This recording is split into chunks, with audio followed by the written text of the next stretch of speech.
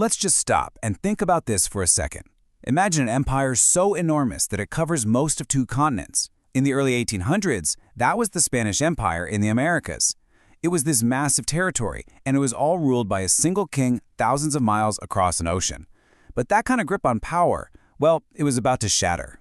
You know, even years before the first shots were fired, people like Thomas Jefferson could see what was coming.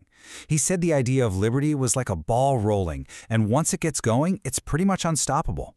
That ball had already rolled through America and France, and its next stop, Latin America.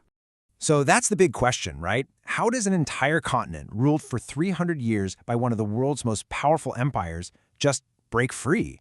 What pushes people to risk literally everything for this dream of independence? But here's the real kicker. Is winning the war the end of the story, or is it just the beginning of a much harder one? Okay, let's dive in. To get to the answer, we have to start not on the battlefield, but with how society was set up in the colonies. It was this really rigid system designed for one thing, to benefit Spain. And that created this deep, simmering resentment among the very people who actually called America home. Now, what's so fascinating is how simple this division really was. At the very top, you had the Peninsulares. These were people born in Spain on the Iberian Peninsula. They held all the political power, all the top jobs. Right below them were the Creoles. Now, these folks were of pure Spanish descent. They were often super wealthy, educated, but, and this is the key, they were born in the Americas. And just because of that, they were treated like second-class citizens, completely shut out from having any real say in their own homelands. And listen, this wasn't just about hurt feelings. This was about power, fairness, and basic control. The king in Spain told Creole farmers what they could grow. He told them who they could sell their goods to, and surprise, it was usually just Spain at whatever price Spain wanted to pay. Imagine being a brilliant Creole army officer and watching some less qualified guy from Spain get the promotion you earned. It was a system just built on frustration. It denied them control over their own lives and their own land. So, the Creoles had the motive for a revolution, but they needed the inspiration. They needed to believe that throwing off the chains of a giant European empire was even possible. And lucky for them, they found that inspiration in a few major events happening around the world. Think of it like a series of dominoes. First, the American Revolution to the north proved that a colony could beat its master. Then, the French Revolution unleashed these radical new ideas about liberty and the rights of man. But the final domino, the one that really kicked everything off, was Napoleon. When he invaded Spain and threw the Spanish king in jail, he put his own brother on the throne. Now, you have to understand, the colonists' loyalty was to the Spanish king, not some random Frenchman. Suddenly, the central authority that held the whole empire together was just gone. It created this massive power vacuum, and all across Latin America, people looked at each other and thought, this is it. This is our chance. With the door to revolution basically kicked wide open, this incredible generation of leaders stepped up. But these weren't just guys on horseback. They were thinkers, they were visionaries, and they had very different ideas about what a free Latin America should actually look like. And that clash of visions would shape the continent for centuries. And you can't talk about this area without starting with the fiery, passionate, intellectual powerhouse from Venezuela, Simón Bolívar. Bolivar was born into an insane amount of wealth. But as a young man, he wasn't just partying, he was devouring these forbidden books by Enlightenment thinkers like Locke and Voltaire.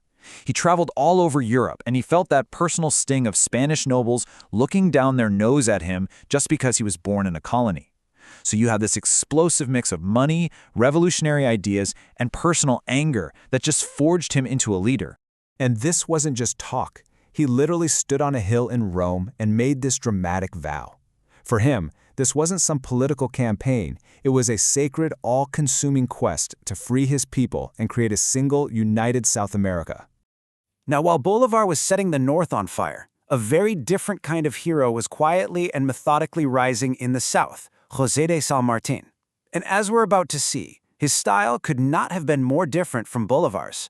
San Martín is such a fascinating guy because he was the ultimate insider. His dad was a Peninsulare. He spent 20 years as a decorated officer in the Spanish army. He even fought Napoleon for Spain. But when the time came, his loyalty was to his homeland, Argentina. He was this brilliant strategist, patient, organized, a master planner who basically traded in his Spanish uniform for a rebel one, and he brought all that incredible military know-how with him. And then there's Mexico. In Mexico, the revolution wasn't sparked by a wealthy Creole aristocrat or a professional soldier. It was started by a village priest who had a completely radical vision for his people. Okay, this is so important to understand. Father Miguel Hidalgo wasn't just trying to swap out Spanish rulers for Creole rulers. While guys like Bolivar were fighting for a Creole-led society, Hidalgo was fighting for a total social revolution. He lived with the poorest of the poor, the indigenous people, the mixed-race peasants, and he believed independence had to mean equality and land for everybody. His famous Cry of Dolores wasn't just a call for independence from Spain, it was a call for social justice. And that made the Mexican Revolution a far messier and much more complicated civil war right from the get-go. So you have these leaders with these powerful visions, but winning freedom was going to take a lot more than just ideas. It meant doing things that nobody thought were possible, and turning the very geography of the continent into a weapon. And nothing shows that determination better than this. To free Chile from Spanish control, San Martin decided to do something the Spanish thought was absolutely impossible. He was going to march his entire army over the Andes Mountains. I mean, we are talking about peaks nearly 23,000 feet high. You've got blistering heat during the day, freezing cold at night, blizzards, and air so thin that men and animals were just collapsing. It took his army 21 brutal, exhausting days. Just think about that. It was this death-defying slog, a logistical feat that people still compare to Hannibal crossing the Alps. But it worked. The Spanish army in Chile had no idea it was coming. They were taken completely by surprise, and Chile was liberated. It is, without a doubt, one of the greatest military achievements in history. So they did it. The chains of Spain were broken. From Mexico down to Argentina, new nations were being born. But the story doesn't just end there with a happy celebration. In fact, like we hinted at before, winning the war, that turned out to be the easy part. You'd think, right? Victory should be followed by peace, freedom, building new countries. But the reality was way more complicated, and honestly, in many ways, a lot more tragic. Here was the fundamental problem. For 300 years, every single important decision had been made in Spain.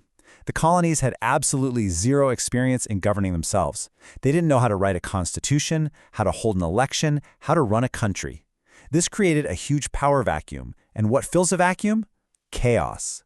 And into that chaotic vacuum stepped the Caudillos. These were these powerful military strongmen who commanded personal loyalty from their own private armies.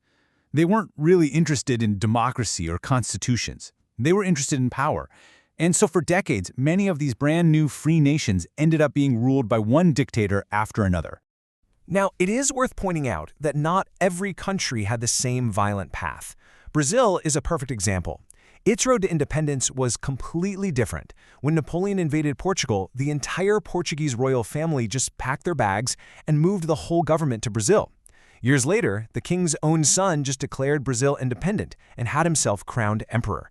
It was a pretty bloodless transition from colony to empire, which is a huge contrast to the rest of the continent.